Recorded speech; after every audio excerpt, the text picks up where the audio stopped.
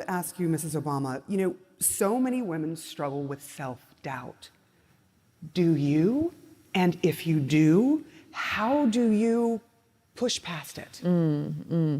I talk about this all the time, especially with the young girls I meet, because they look at people like us in these positions and they think, well, you must have been born into that place, which is one of the reasons why when I meet with young girls, I don't care where in the world it is, I don't want them to know Michelle Obama, the former First Lady. I want them to know Michelle Obama, that girl from the South Side of Chicago.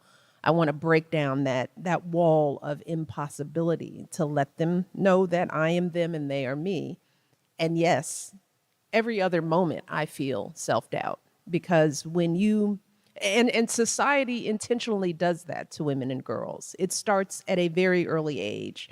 We question our value, our worth. We question how we look, how we talk, where we're from.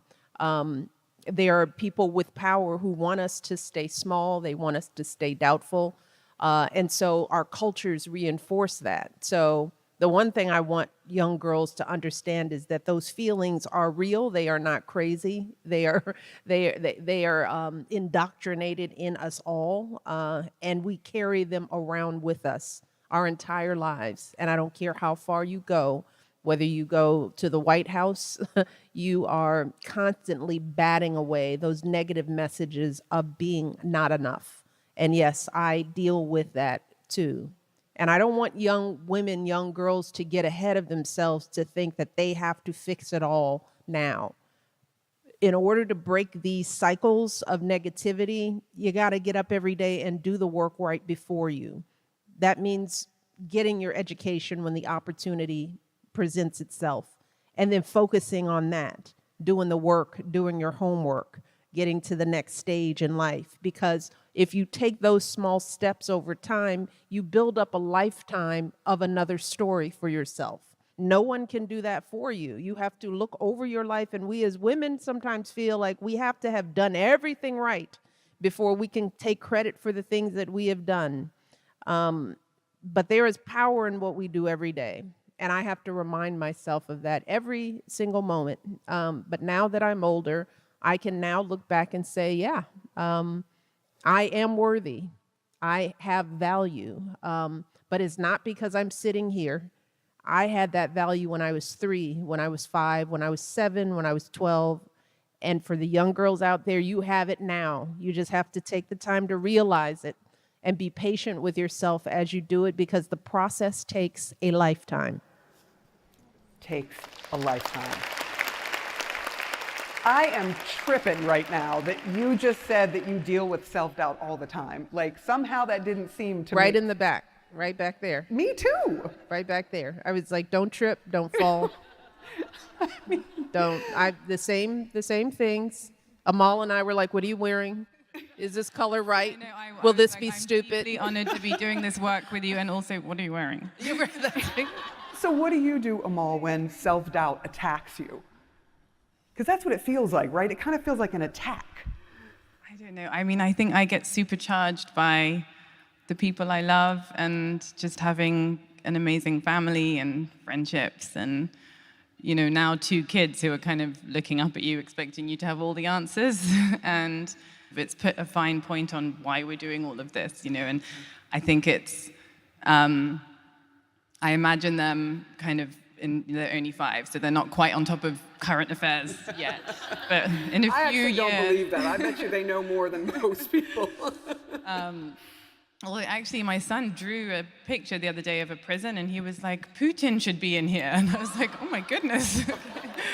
Maybe I went a little too far on that one. I don't know what he overheard, but I am working on Ukraine still. But I do think about in a few years when, maybe 5 or more, when they sort of start to learn about some of these issues that we're talking about and what's happening in the world, and when they ask us, what did you do about this? What did you say about that? What will my answer be? And I hope it will be a good one. I think it's important to tell all girls that you can be whatever you want to be. You can be a mom and a working mom, or a working woman and not a mom, or a mom and stay home. Like, all of these choices are okay. And guess what? You can also get it wrong with your kids. So same thing, my daughter was 5, my oldest, and she told her doll to lay down because it had HIV/AIDS and she needed to take care of it. And I thought, oh my God, I've gone way too far on my work. But no prison drawings? No. I have one question that I'd like you all to answer because I thought this was a brilliant idea. So the Girls Opportunity Alliance asked girls to write to their 25-year-old self. And since we are so young, I'm going to ask you to reverse that. What would you, and I'll start here with you, Melinda, what would you tell your 25-year-old self now that you've lived a life? I would say life is even more beautiful ahead than you realize. And I would say to my 25-year-old self, you knew in high school who you were. And you let go of some of that for lots of reasons. People, situations, college, people around you. You knew who you were. And once you learned to re-be the girl you were in high school is when you grew into the full woman that you could be. Boom. Mrs. Obama? That part. Right? Just simply put, I would tell myself, you are good enough. You are valued. You are worthy. Your story matters. Your voice matters. You will do the great things that you know you can do. There was something that struck a chord. It's like we all knew who we were when we were little. We knew our power then. It was just second guessed. So I would tell myself, follow that instinct, that pay attention to that flame in you because it is real. And keep it fueled and don't let anybody try to blow it out because you're going to need it. Wanjiru? It's so inspiring to hear Mrs. Obama and Melinda Gates, share about what they would tell themselves when they're 25 years old. I think the best thing I would say is if there's something good that someone can be able to invest on and has the best interest in this world is knowledge. Let's keep on encouraging our girls. Keep on doing it. Keep on believing yourself. Keep on, you're getting there. Keep on. Let's get her there. Love that answer. Amal? What they said. I know. It's hard being last on this one. I would say define failure as not trying, because actually going for things and falling flat on your face is fine. It's a learning experience. It makes you stronger. But if you don't try and if you don't actually follow your dreams or even admit what they are and go for it, it's something that will stay with you. So the idea is go for it, get there, and get others there. Because you do work all around the world, where in the world are you most concerned about what is happening to girls and women right now? Everywhere. It's unfortunately, at the moment I'm working on, with our foundation, gathering evidence of crimes being committed against women and girls, amongst others, in Ukraine. I've spent 7 years working on cases where I represent women who were victims of enslavement and sexual violence committed by ISIS, so that's women from Syria and Iraq. We know 1 in 3 girls in the world has suffered sexual or gender-based violence. That's a huge number. And the problem is, it's going to keep happening if we don't have accountability. So at our foundation, we call what we do waging justice, because we cannot assume that justice is just going to happen.